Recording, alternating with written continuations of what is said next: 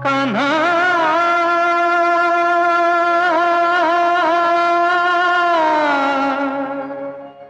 कान्हा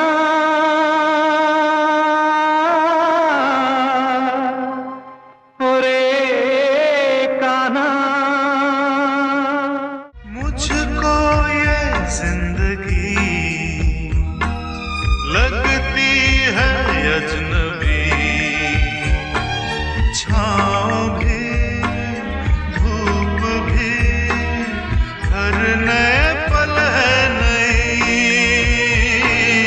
छाँव भी धूप भी हर नए पल है नई। प्यार मांगा है तुम्ही से न इनकार करो, प्यार मांगा है तुम्ही से न इनकार करो। पास बैठो जरा आज तो इकरार करो।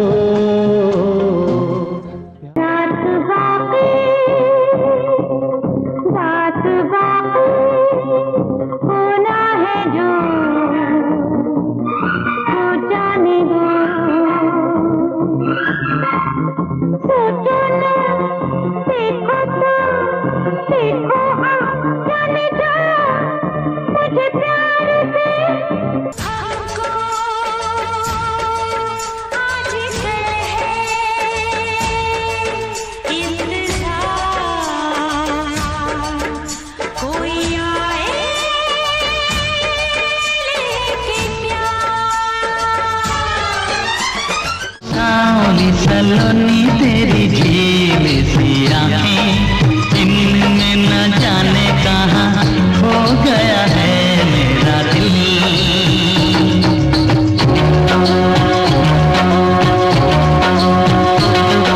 हरि ओम हरि, हरि ओम हरि, हरि ओम हरि, हरि ओम हरि, हरि ओम हरि, हरि ओम हरि। कृष्णा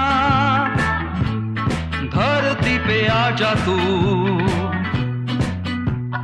कृष्णा प्यार सिखा जा तू।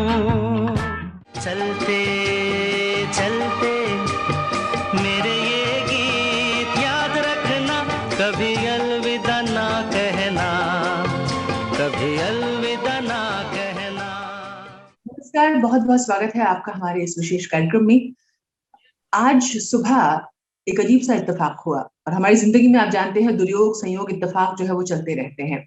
तो यूं ही बेसाख्ता ना मालूम कैसे एक गीत जो है वो कौंधा और मैं गाती चली गई, और वो गीत था प्यार मांगा है तुम्ही से ना इनकार करो, पास बैठो जरा इकरार करो। तो मुझे बार बार लगा कि सुबह सुबह इस गीत को गाने का क्या मतलब है, और ये मेरा ऐसा कोई पसंदीदा गीत होते हुए भी नहीं है।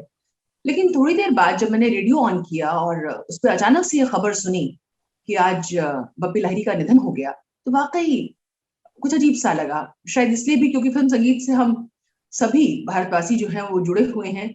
उनकी स्मृतियों को नमन करते हुए, उनकी कला, उनकी फिल्मों, उनके संगीत को नमन करते हुए अपनी तरफ से छोटा सा प्रयास श्रद्धांजलि स्वरूप आज हम लेकर आए हैं। और मेरा सौभाग्य इस प्रोग्राम में आज मेरे साथ खास मेहमान, सबसे पहले मैं परिचय करवाना चाहूंगी। नरेंद्र बोहरा सर हमारे साथ हैं। सर जाने माने पत्रकार तो हैं ही, लेकिन फिल्मों के ताल्लुक से मैं खास तौर से कह सकती हूँ कि सर विगत 4 दशकों से यानी 40 वर्षों से ज्यादा का अरसा हो गया है सर फिल्मों पर लिखते आ रहे हैं। नरेंद्र बोहरा सर, मैं बहुत बहुत स्वागत करती हूँ आपका आज के इस प्रोग्राम में। धन्यवाद तपस्या। हमारे साथ में फानिश पवार जी हैं। फानिश पवार जी 2 दशकों से ज्यादा, आप उनको देख के शायद ना माने, लेकिन 2 दशकों से ज्यादा का समय उनको हो गया है और वो फिल्म संगीत से वो जुड़े हुए हैं। मैं फानिश पवार जी आपका बहुत बहुत स्वागत करती हूँ हमारे इस प्रोग्राम में। बहुत बहुत नमस्कार तपस्या जी, नरेंद्र सर, अयूब सर। नमस्कार पवार साहब। बहुत बहुत नमस्कार सर। और फानिश जी के बाद अब मैं अयूब खान जी, पुरानी फिल्मों के ताल्लुक से खास तौर से जो आजकल कम कम बात होती है, जो पकड़ उनकी है वो बाकमाल है अपने। अयूब जी आपका बहुत बहुत स्वागत है हमारे आज के इस प्रोग्राम में। बहुत शुक्रिया। तो बप्पीदा के बप्पी लाहिरी हम जब कहते हैं तो उनको आज हम याद कर रहे हैं, और कलाकार को तो कभी भी याद किया जा सकता है, लेकिन कुछ दिन विशेष जो होते हैं महत्वपूर्ण हो जाते हैं। तो फानिश जी, मैं सबसे पहले आपसे गुजारिश करूंगी एक संगीतकार के रूप में जब उनके योगदान को हम याद करें, तो कोई गीत जो सबसे पहले आपके जहन में आ रहा हो और आप हमारे देखने वालों के लिए गुनगुनाना चाहें? बिल्कुल। एक गीत जो मेरे अभी अचानक से जहन में आ रहा है,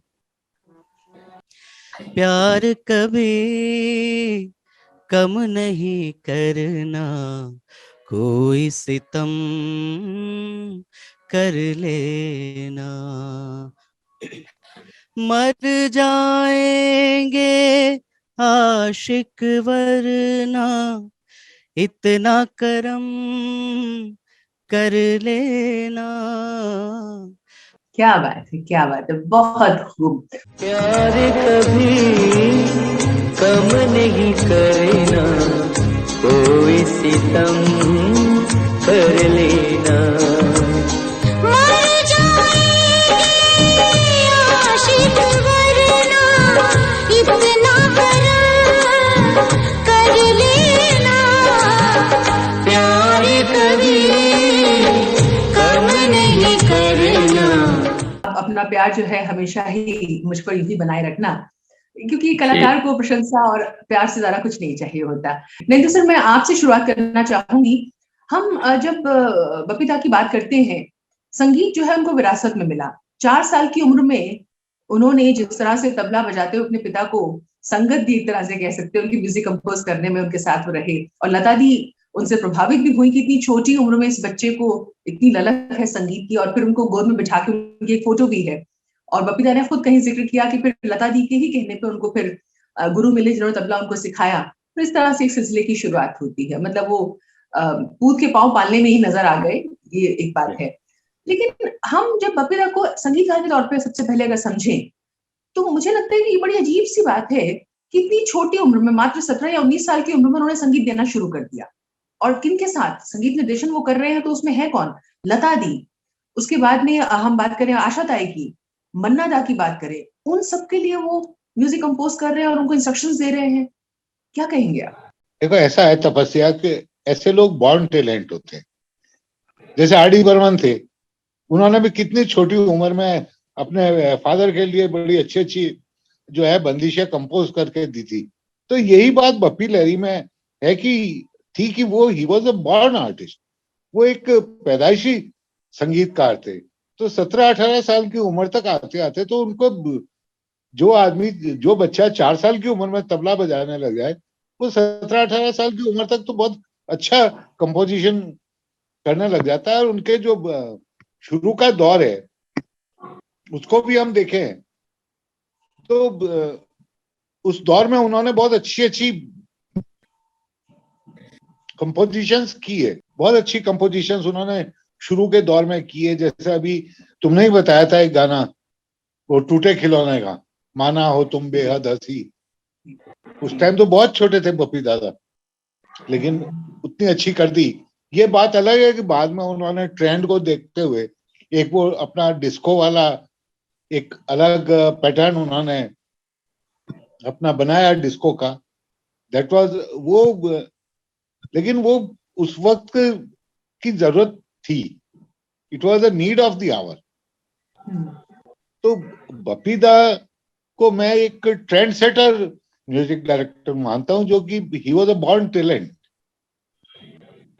जी आयुब जी, जो बात अभी नरेंद्र से कह रहे हैं, मुझे बड़ा ताज्जुब होता है उनके बारे में। ये बात हमने कई वर्ष पहले भी उनके इंटरव्यू के माध्यम से जानी थी, जो कि अपने आप में सच भी है कि जब वो फिल्मों में आए और जिस तरह का हम बात करें अगर अर्ली 70s और उसके बाद जो सिलसिला रहा, ताज्जुब इस बात पे है कि मुझे ऐसा लगता है कि वो फिल्म इंडस्ट्री के अकेले ऐसे संगीत निर्देशक हैं, ऐसे म्यूजिक डायरेक्टर हैं जिनको बायकॉट तक किया गया। जी, मैं आपको 3 कॉम्बिनेशन बताता हूँ। रविकांत नगाइच एक डायरेक्टर का नाम है, जिन्होंने अनगिनत फिल्में रक्षा सुरक्षा से लेके और वारदात से लेके और ऐसी फिल्में बनाई हैं जिसमें मिथुन और बप्पी लहरी, अगर हम उनकी फिल्मों की बात करें तो उसमें एक गन मास्टर G9 को जिसमें था, वो कौन सी थी, सुरक्षा थी, वारदात थी, और मोर्चा बनाई थी, लापरवाह बनाई थी, साहस थी, शपथ थी, तरकीब थी। ये एक टिपिकल टाइप की फिल्में थी जो रविकांत नगाइच बनाते थे। काला सोना भी उन्होंने बनाई, मेरे जीवन साथी में। लेकिन चक्कर ये है कि इस टिपिकल उसमें उन्होंने मोल्ड में अपने आप को क्यों रखा? नंबर 1, फिर मिथुन चक्रवर्ती, और इस बार बी सुभाष। और बी सुभाष की आप फिल्मों की अगर बात करें तो बी सुभाष की फिल्मों की मैं बताऊं, तकदीर का बादशाह है, डिस्को डांसर है, कसम पैदा करने वाले की, आंधी तूफान, adventure of torsion, dance dance, commando, प्यार के नाम कुर्बान, लव लव लव, और आज के अंगारे। जख्मी के अंदर जो इन्होंने जलता है जिया मेरा किया था, उस वक्त इनकी तीसरी चौथी फिल्म थी जहां से इनको रिकॉग्निशन मिला है, लेकिन उस रिकॉग्निशन का फायदा उस क्लास की फिल्मों में नहीं दिखाई देगा। जख्मी फिल्म ताहिर हुसैन की फिल्म थी, बैनर की फिल्म थी, सुनील दत्त उसमें हीरो थे, आशा पारिक हीरोइन थी। उसमें आप देखिए जलता है जिया मोरा से लेके किशोर कुमार और मोहम्मद रफी के साथ ये गाना भी गाते हैं। जलता है जिया मेरा भीगी भीगी रातों में, आजा गोरी चोरी चोरी अब तो रहा नहीं जाए रे, ए आजा गोरी चोरी चोरी अब तो रहा नहीं। जख्मी दिलों का बदला चुकाने, जख्मी दिलों का बदला चुकाने आए हैं दीवाने दीवाने। एक फिल्म मैं आपको यहाँ पे जिक्र करना चाहूंगा, इनकी शुरू की फिल्मों में है बढ़ती का नाम दाढ़ी, जो कि इनकी पहली या दूसरी फिल्म है। उसमें इनके ऊपर एक गाना पिक्चराइज है और उसमें ये एज एन एक्टर भी हैं। गायकी तब भी इनकी वैसी ही है, टिपिकल टाइप की, जो लोगों के कानों में, देखिए कन्वेंशनल सुनना, अभी हम जो बात कर रहे हैं वो कन्वेंशनल है, कन्वेंशनल हीरो, कन्वेंशनल लॉबी, ऐसी होता है सिनेमा में। कन्वेंशनली जो लोग होते हैं ना, तो he was not a conventional person. उन्होंने कहा भी इस बात को, मैं आपको बताऊं, अभी आपने फिल्म का जिक्र, नन्हा शिकारी उनकी पहली फिल्म थी, और बतौर नन्हा शिकारी थी, और नन्हा शिकारी में उन्होंने मुकेश जी से गाना गवाया। तो उनसे पूछा गया कि भाई आप इतना कॉन्फिडेंस, बोले हाँ वो शुरू से था कॉन्फिडेंस, क्योंकि सबका सपोर्ट मिला, लता दी मंगेशकर परिवार का आना जाना रहा, किशोर कुमार मेरे मामा थे, और उसके अलावा पिता मेरे खुद संगीत देते थे, माँ मेरी इतनी अच्छी गायिका और संगीत का की जानकार थी, मतलब इनकी माँ इनको सपोर्ट, इनकी माँ ने इनके सहायक संगीतकार के रूप में, इनकी माँ ने 1-2 नहीं कम से कम 10-12 फिल्मों में इनके साथ सहायक म्यूजिक डायरेक्टर के तौर पर आई हैं। प्यार में कभी कभी ऐसा हो जाता है, छोटी सी बात का फसाना बन जाता है। प्यार में कभी कभी ऐसा हो जाता है, छोटी सी बात का फसाना बन जाता है। सजना का सजनी से हो रहा सामना, सजना का सजनी से हो रहा सामना, सैया बिना घर सूना, राही बिना जैसे सोनी गलियां, बिन खुशबू जैसे सोनी गलियां। ये नैना ये काजल ये जुल्फें ये आंचल, ये नैना ये काजल ये जुल्फें ये आंचल, खूबसूरत सी हो तुम गजल, कभी दिल हो कभी धड़कन, कभी शोला कभी शबनम, तुम ही हो तुम मेरी हमदम। लेकिन फानिशी में यह जो बात अब चल पड़ी है, तो आप खुद म्यूजिक से जुड़े हुए हैं बतौर सिंगर भी, एज अ म्यूजिक कंपोजर भी, तो आप समझ सकते हैं कि जब हम मुंबई की बात करते हैं या हमारी फिल्म इंडस्ट्री की बात करते हैं, तो उसमें कितना कंपटीशन है, कट थ्रोट जिसको हम कंपटीशन कहते हैं, और उसमें बहुत सारी चीजें जो है वो डिमांड में आ जाती हैं कि आप फला फला से होने चाहिए, बैकग्राउंड या परिवार से, या जो भी इसको आप कहें। ऐसे में उन अर्ली 70s की जब बात हो रही है, उस समय हम अगर देखें तो शंकर जयकिशन की बात होती है, तो वो उस समय बहुत उरूज पर थे, अपने मदन मोहन की बात होती है, वो भी बहुत एक्टिव थे उस समय, और लक्ष्मीकांत प्यारेलाल तो थे ही, कल्याण जी आनंद जी भी थे, और नौशाद साहब भी, और पंचम दा कौन भूल सकता है, पंचम दा का तो वो था ही दौर, बिल्कुल बिल्कुल 69 से जो सिलसिला शुरू होता है आराधना फिल्म से, जो उन्होंने जब तीसरी मंजिल से वो फिल्मों में आए, तो शम्मी कपूर ने भी ऑब्जेक्शन किया कि नहीं हमें ये नहीं चाहिए, धूम धड़ाका नहीं चाहिए, आशा ताई ने जिस तरह से उसमें गाने गाए हैं, चेंज के लिए लोग तैयार नहीं थे। लेकिन तीसरी मंजिल से अपने आप को पंचम दा ने पूरी तरह, छोटे नवाब और बाकी जो उनकी फिल्में आई, पड़ोसन ये वो सब, लेकिन वहां से उन्होंने बताया कि अब ट्रेंड चेंज हो गया है। बिल्कुल बप्पी दा ने जैसा उसको कि उठा लिया। हाँ बिल्कुल तपस्या जी, सबसे पहली बात नरेंद्र जी ने जो कहा ट्रेंड सेटर, तो पंचम दा की बात आपने कही, वो तब तक एनवायरनमेंट या समाज चेंज हो चुका था, और जिस वक्त बप्पी दा 70s के टाइम पे आए, उस वक्त सारे एक्टिव थे जैसे आपने बताया, पर इनका भी कोई मुकाबला नहीं था उस वक्त। जिस तरह से एक गाना जलता है जिया मेरा मोरा भीगी भीगी रातों में, इतना सुंदर गाना, इतना सुंदर कॉम्पोजिशन, ये धीरे धीरे शायद ये जो 7-8 साल इनके ना थोड़े से मुझे लगता है क्रूशियल रहे होंगे शुरुआत के, और उसके बाद जी। जब इनको सही पहचान के आप जब कह रहे हैं ना डिस्को, इनकी आवाज से मुझे लगता है संगीत तो इनका था ही दमदार, और इनकी जो आवाज ये है तो अंजाम होगा हंसी, दीवाने परवाने मरने से डरते नहीं,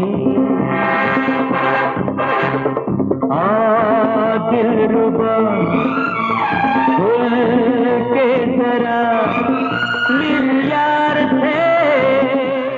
अगर वो हम जैसे प्रोग्राम्स में अगर भी गाते हैं याद आ रहा है तेरा प्यार, है ना, तो थोड़ा सा वो लोगों को इतना, आज भी लोगों की पसंद यही है, जलता है जिया मोरा भीगी भीगी रातों में, प्यार मांगा है तुम्हीं से, माना हो तुम, इतना सुंदर गीत।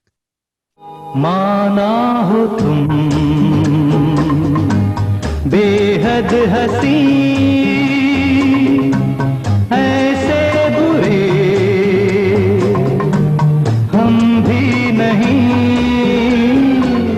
याद आ रहा है तेरा प्यार, कहाँ हम कहाँ तुम, हुए तुम कहाँ तुम, अभी जाए के बाद। नहीं तो सर, अभी आपने बहुत अच्छी बात की जब आपने माना हो तुम गीत का जिक्र किया, टूटे खिलौने का। टूटे खिलौने की जब हम बात कर रहे हैं, और कैफी साहब ने इसमें गीत लिखा था, और दूसरी तरफ उनकी एक फिल्म आती है एतबार, जिसमें वो गजल जो है भूपेंद्र की गाई हुई, किसी नजर को तेरा इंतजार आज भी है। किसी नजर को तेरा इंतजार आज भी है, किसी नजर को तेरा इंतजार आज भी है। तो अब वो भी इस तरह के गीत भी उन्होंने कंपोज किए, लेकिन यहाँ पर मैं 2-3 गीतों का जरूर जिक्र करना चाहूंगी जो मुझे पर्सनली बहुत मुतासिर करते रहे, और मैं अक्सर सुना करती हूँ। बहुत लोगों की अपनी चॉइस हुआ करती है। एक उनकी अपनी पराय फिल्म आई थी, अपने पराय बासुदा की फिल्म थी, क्या उसमें उन्होंने गीत क्लासिकल टच जो गीतों में है, श्याम रंग रंगा रे मेरा मन करके जो गीत है उसके अंदर गाया किसने? यशुदास जी ने। सही बात। श्याम रंग रंगा रे हर पल मेरा रे, श्याम रंग रंगा रे हर पल मेरा रे, मेरा मत वाला है मन मधुबन तेरा रे, श्याम रंग रंगा रे हर पल मेरा रे। इतना खूबसूरत गीत उन्होंने लिखा, मतलब कंपोज किया है कि बाकमाल, लेकिन उन गीतों की बात नहीं होती। मेरा सवाल आपसे नरेंद्र सर ये है, डिस्को डिस्को डिस्को करके हमने पूरी तरह से उनको जो है एक ही ब्रैकेट में बांध दिया, लेकिन आप जब ऐसे गीतों की बात करते हैं, जख्मी की बात हुई, अब मैं एक गीत का उदाहरण आपको देना चाहूंगी। जख्मी में एक गीत है बच्चों के ऊपर बेस्ड है, जो आओ तुम्हें चांद पे ले जाएं, प्यार भरे सपने सजाएं। आओ तुम्हें चांद पे ले जाएं, प्यार भरे सपने सजाएं, छोटा सा बंगला बनाएं, एक नई दुनिया बसाएं। ऐसा ही ज्योति फिल्म में एक गीत है, 1981 की फिल्म थी ये, ज्योति फिल्म प्रमोद जितेंद्र हेमामालिनी की। हाँ जी, चिड़िया चू चू करती है, तोते ताली बजाते हैं, ये सारे मेरे साथी हैं, वो बच्चों के ऊपर बेस्ड एक गाना है। चिड़िया चू चू करती हैं, तोते ताली बजाते हैं, ये सब मेरे साथी हैं, मिलकर शोर मचाते हैं, की बोलछे की हैप्पी बर्थडे। इस तरह की जो वैरायटी, जो वेरिएशंस जो हम देखते हैं, डायनामिक जो जिस तरह से उनका परफॉर्मेंस रहा, वो उसकी बात नहीं होती है। अब मैं यहाँ पर एक गीत और जोड़ती चलती हूँ जिसकी बात नहीं होती है, थोड़ा रेशम लगता है, थोड़ा वो लगता है जो अरुणा रानी को पिक्चराइज है, वो गाना आज भी रिमिक्सेस के माध्यम से बहुत ज्यादा हिट रहा है इस दौर में भी। थोड़ा रेशम लगता है, थोड़ा शीशा लगता है, हीरे मोती जड़ते हैं, थोड़ा सोना लगता है। तो नरेंद्र सर, ये जो हम बात कर रहे हैं कि हर तरह के सिंगर ने उनके साथ गाया और हाँ। बहुत से लिरिसिस्ट जो कि बड़े बड़े रहे, उन्होंने आनंद बख्शी हो, बहुत लोगों ने उनके लिखा। और जो बताया जाता है 650 के आसपास उनकी फिल्में हैं शायद, और 8000 के आसपास गीत, सारी लैंग्वेज की मिलाकर। उसमें बी ग्रेड फिल्में भी हो सकती हैं, बांग्ला भी होंगी डेफिनेटली, जो भी एक हाँ, आंकड़ा जो हमारे पास आता है जी। तो 387 सर, हिंदी की है। अच्छा जी। दरअसल तपस्या ये क्या है कि ये जो कुछ इस तरह के जो क्रिटिक्स हैं, वो उन्होंने जबरदस्ती एक इस तरह की एक इमेज क्रिएट कर दी कि बप्पी लहरी जो है वो एक सब स्टैंडर्ड म्यूजिशियन है या उस लेवल का नहीं है। अदरवाइज बप्पी लहरी के म्यूजिक में, जैसा भी अयूब साहब ने एक बहुत अच्छी बात कही थी, वो मेरे भी दिमाग में थी कि बप्पी लहरी का जो जेनिथ पीरियड आया था वो रविकांत नगाइच की फिल्मों में आया था। रविकांत नगाइच बेसिकली जो अच्छे डायरेक्टर, सक्सेसफुल डायरेक्टर बने थे फर्ज पिक्चर से, तो जी उनका वही बॉन्ड वाला एक पैटर्न चलता जी था। जी उनकी 3 कंटिन्यूअस गोल्डन जुबली पिक्चर आ गई थी, फर्ज, जिगरी दोस्त और हिम्मत। तो उसके बाद एक बार तो बहुत बड़े डायरेक्टर्स में उनकी गिनती होने लगी। लेकिन उनका जो वो जेम्स बॉन्ड वाला उस तरह का जो सेटअप था ना, उसके अंदर ये डिस्को वाले जो बप्पी लहरी के गाने थे, खासतौर से विद डांसेस ऑफ कल्पना अय्यर या प्रेमा नारायण वगैरह के जी डांसेस, और ये आके और ये एक इतना बढ़िया कॉम्बिनेशन बना इनका कि Bappi Lahiri became an instant hit. रंबा हो सांबा हो मैं नाचूं तुम नाचो, जितनी तुम प्यार से जी लोगे उतनी ही जिंदगी। I am a disco dancer, जिंदगी मेरा गाना, मैं इसी का दीवाना। तो झूमो तो नाचो और मेरे साथ नाचो, गाओ I am a disco dancer। आज चाहे कोई भी क्रिटिक उनके लिए कुछ भी कहे, लेकिन मैं तो as a film goer, as an ordinary film goer, not as a critic, मैं कहूंगा कि बप्पी लहरी जो है, जिस तरह किशोर कुमार सबसे पॉपुलर सिंगर हो गए, उसी तरह बप्पी लहरी सबसे पॉपुलर म्यूजिक डायरेक्टर एक दौर के रहे हैं। और उनकी पॉपुलैरिटी को टच कर पाना हर एक के लिए संभव नहीं है, क्योंकि और we are Narendra sir, real एक film बात और goers। मैं जोड़ना चाह रहा हूँ बीच में। और हाँ सर। जैसे कि आपने कहा कि वो रहे हैं, तो मुझे लगता है बहुत कम म्यूजिक डायरेक्टर रहे हैं जो बिल्कुल लास्ट तक एक्टिव रहे हैं। और इनको आप बिल्कुल सही देखिए, बात है बिल्कुल सर। आखिरी तक ये एक्टिव रहे और जी। ट्रेंड के साथ अपने आप को इन्होंने ढाला है। बागी 3 डॉली अभी एलएलबी आप रिसेंटली करी मूवी थी। देख लीजिए, एक जो नई आई है, उसमें उन्होंने म्यूजिक कितना बढ़िया दिया है। सही है, जी। बिल्कुल सही है। हाँ, छेड़ेंगे हम तुझको, लड़की तू है बड़ी बुम्बाट, उलाला उलाला उलाला उलाला, तू है मेरी फैंटेसी।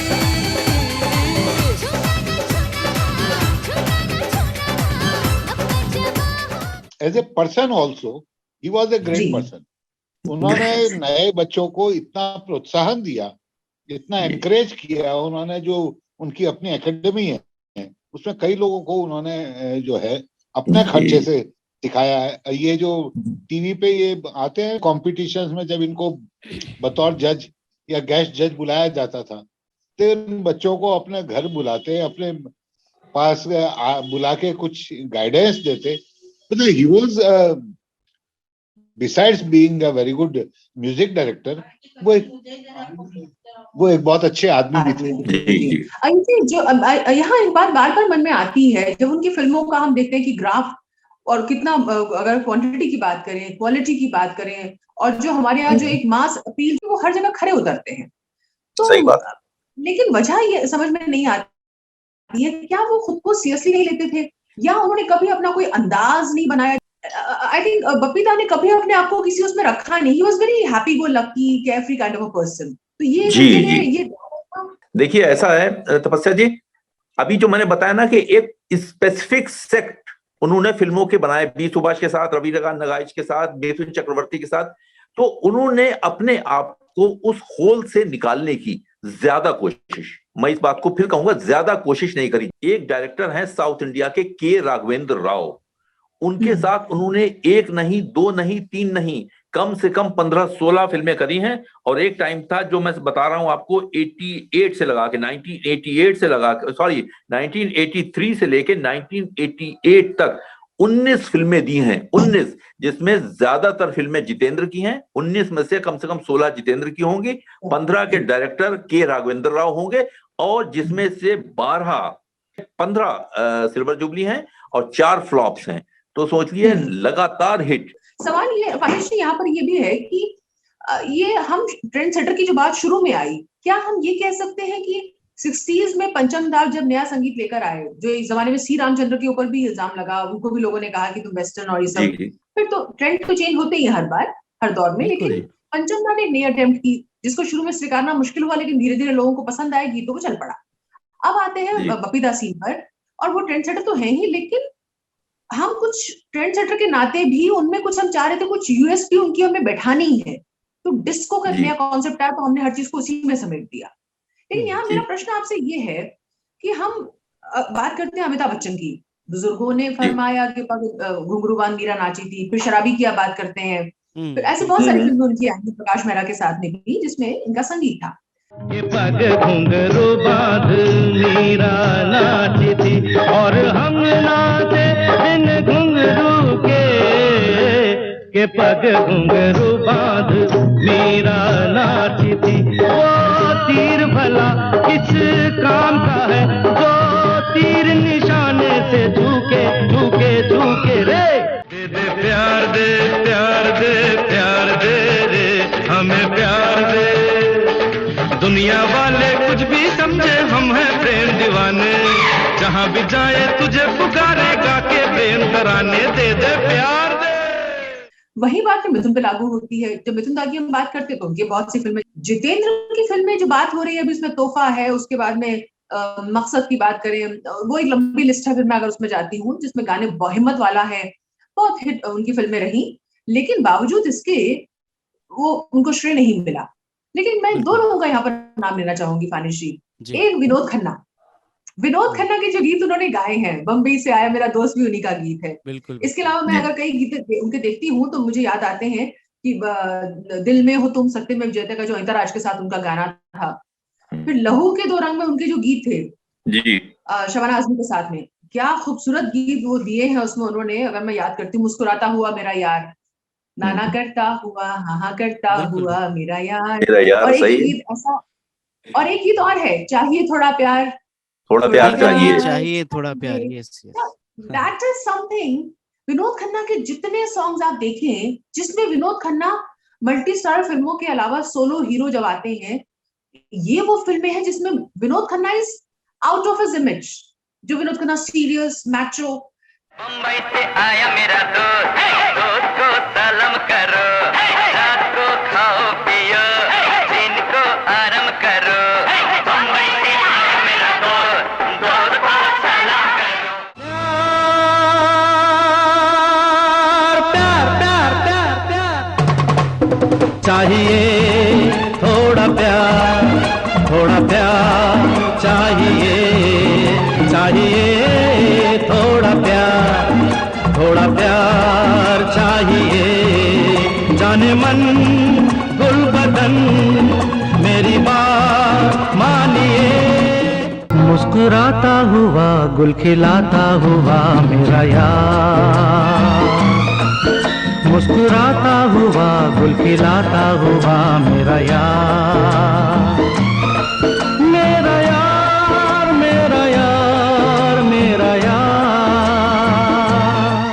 दिल में हो तुम, आँखों में तुम, बोलो तुम्हें कैसे चाहूं, पूजा करूं सजदा करूं, जैसे कहो वैसे चाहूं। राकेश रोशन के आप गाने देखिए, कितने सारे गाने हैं जो बप्पी दा ने ही कंपोज किए, और एक से बढ़कर एक। मैं उसमें बहुत लंबी सूची है, मैं ज्यादा ना भी कहूं तो उसमें एक छोटा एग्जांपल आपको मैं देना चाहूंगी, जो उनकी फिल्म थी आंगन की कली। आंगन की कली उनकी फिल्म आई थी 1978 में शायद, मुझे लगता है। उसका एक एक गीत आप सुने, कमाल के गीत। क्या आप देखते हैं, मेरा सवाल आपसे ये होने वाला था कि मैं खुद ही गानों में खो गई इतना कि मुझे याद ही नहीं रहा।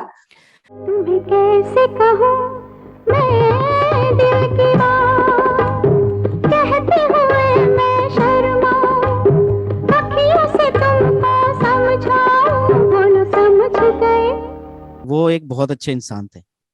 जो कुछ क्रिटिक होते हैं, इनको तवज्जो नहीं दी। बप्पी दा तो हमेशा ही दिल में है हमारे म्यूजिशियंस के, तो खास तौर से इंस्पायरिंग उनके गीत हैं जिनको सुन के हम इंस्पायर होते हैं, गाते हैं और म्यूजिक बनाने की कोशिश करते हैं।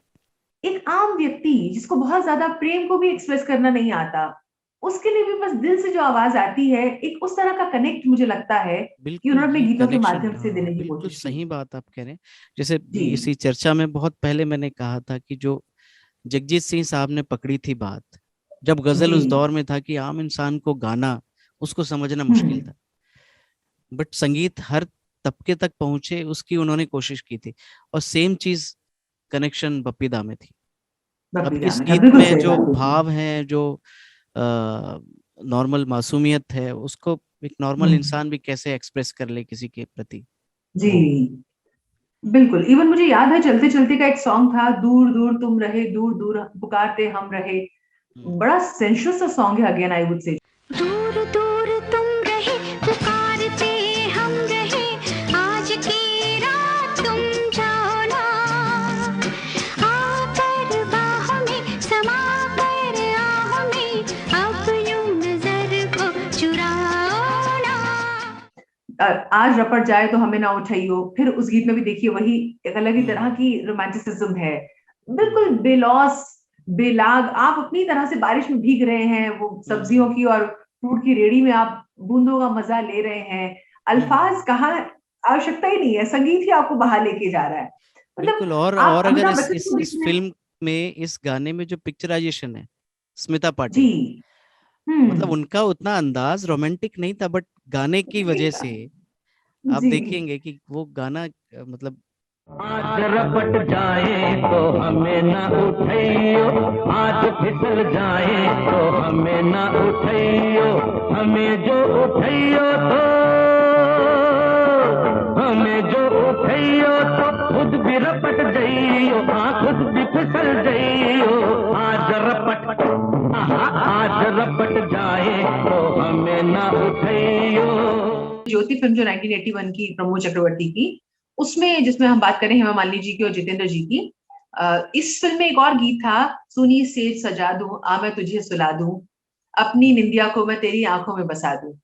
आई थिंक जो रोमांटिक सॉन्ग्स की बात होती है, कभी कभी मेरे दिल में ख्याल आता है, मीना कुमारी का एक सॉन्ग आपको याद होगा, ना जाओ सैया छुड़ा के भैया कसम तुम्हारी मैं रो पड़ूंगी। इसी तरह से सुनी सेज सजा दूं जो गीत है, आपको एक गाना याद होगा, और जो निदा फाजली साहब का लिखा हुआ है, हरजाई फिल्म का, जो टीना मुनीम और रणबीर कपूर पे, ये माफ कीजिएगा रणधीर कपूर पे जो पिक्चराइज्ड है, तेरे लिए पलकों की झालर बनूं, कलियों से गजरे में बांधे फिरूं, धूप लगे जहां तुझे छाया बनूं, आजा साजना।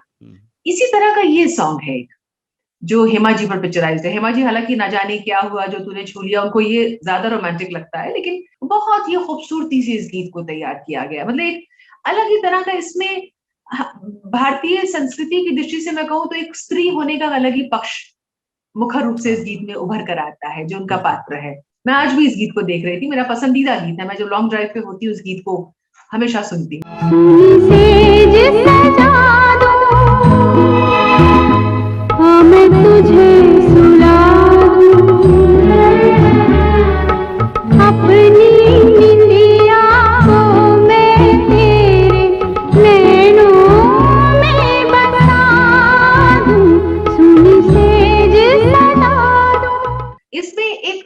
स्टैंजा आता है फानिश जी, जिसमें वो कहती है कि माटी आग पवन पानी इनसे ये संसार बना, ना जाने किस चीज से राजा ये औरत का प्यार बना। माटी आग पवन पानी इनसे ये संसार बना, पर जाने किस चीज से राजा ये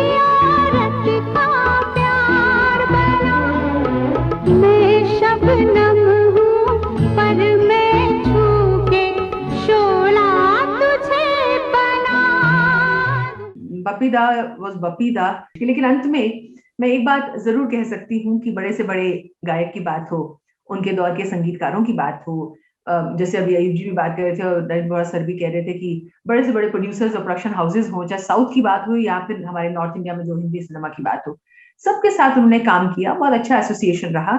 और अभी तक आते आते ऊ ला ला जो हमने गाना सुना उनका, तो मैं इतना कह सकती हूँ आज जब हम बप्पी लहिरी जी को, उनके काम को फिर से देखने की कोशिश कर रहे हैं, मैं कहूंगी तो एक बात अब जो महसूस हो रही है वो ये कि आप YouTube पे, आप किसी सोशल प्लेटफॉर्म पे जाके खंगालने की कोशिश करें अगर, तो आपको बप्पी दा की कोई तस्वीर ऐसी नहीं मिलेगी जिसमें आपको लगे कि वो बहुत संजीदा हैं, बहुत मायूस हैं, गंभीर हैं। You will always find him smiling, quite fun loving. उनका चेहरा, उनके हाव भाव, उनकी बातें, लगता था कि वो अपने सतह से थोड़ा ऊपर है, इसीलिए वो हमेशा उड़ते रहते हैं, क्योंकि वो वाकई एक निश्चलता जो थी उनको हल्का रखती थी भीतर से, और जब व्यक्ति हल्का होता है तो हमेशा उड़ता रहता है। उनकी शख्सियत हमें बहुत कुछ कहती है कि जिंदगी को बहुत ज्यादा संजीदगी से और अपने आप को बहुत ज्यादा संजीदगी से, गंभीरता से लेने की आवश्यकता नहीं है। जीवन है साहब,